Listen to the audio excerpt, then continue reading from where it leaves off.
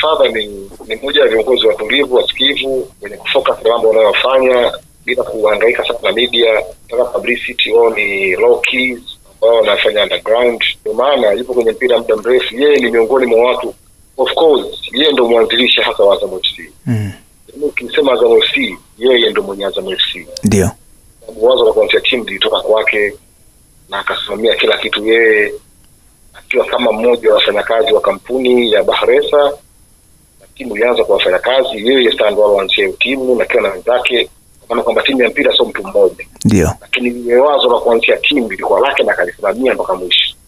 Hadi timu inakuja kuchukuliwa na kampuni sana kwa timu ya kampuni, kwa sababu haikuwa timu ya kampuni awali. Ndio. Yeye ndio alikuwa kiongozi tangu wakati huo na mpaka sasa ni mwenyekiti wa timu. Amepitia misukosuko mingi, ameshuhudia mengi kuhusu mpira. Amekuwa makamu mwenyekiti wa bodi ya ligi tangu 2021.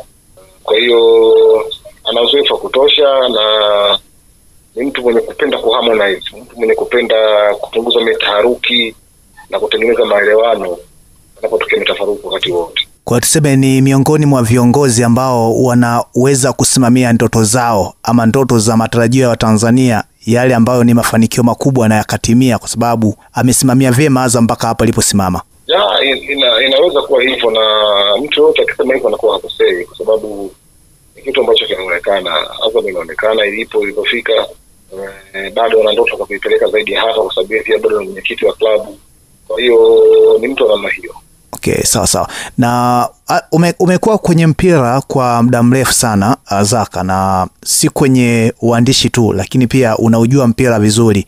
Kipi ambacho ungetamani leo hii kuambia Watanzania? Umezungumza mengi kuhusiana kukaimu nafasi hiyo, lakini kuna namna inaweza ikateteleka Azam, labda kwa sababu ya majukumu anaweza kawa nayo huku bodi ya ligi kwa wakati huu. Hapana, yeye bodi ya ligi mwenyekiti sio mtendaji wa kila siku. Mwenyekiti msimamizi wa mpira tu. Mtendaji wa kila siku ni mtendaji mkuu ambao ni CEO. Kwa hiyo yeye atakuwa anaongoza vikao na nini ambavyo mara nyingi alikuwa akiongoza. Hata alipokuwa makamu mwenyekiti, kuna wakati mwenyekiti amesafiri, anashughulika na majukumu. Kwa hiyo sio kitu kipya sana na hakitaongeza muda wake wa kazi, kwa maana kwamba sasa kwa mwenyekiti muda wa kazi utaongezeka. Ni yale tu, ni kwenye vikao na vitu kama hivyo, kwa sababu kazi ya mwenyekiti sio majukumu ya kila siku. Sio kitu cha kila siku kwamba anaenda ofisini. Kuna siku maalum, hizo siku anakuwa akifanya kazi hizo, hata wakati ambapo Mzee Mguto alikuwepo alikuwa akishirikiana, na kuna wakati Mzee Mguto alikuwa amesafiri, labda yuko wapi anafanya majukumu. Kwa ni mwendelezo wa yale.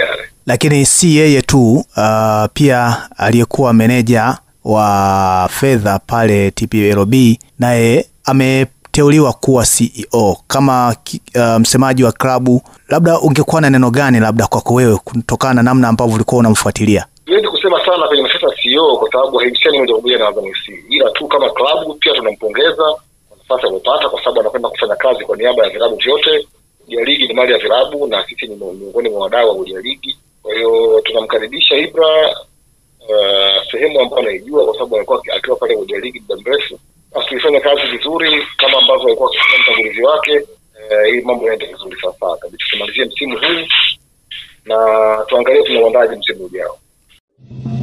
Mbwawa News, kwa habari zote za michezo, burudani, siasa, kijamii na uchumi. Usikose kufuatilia Mbwawa News.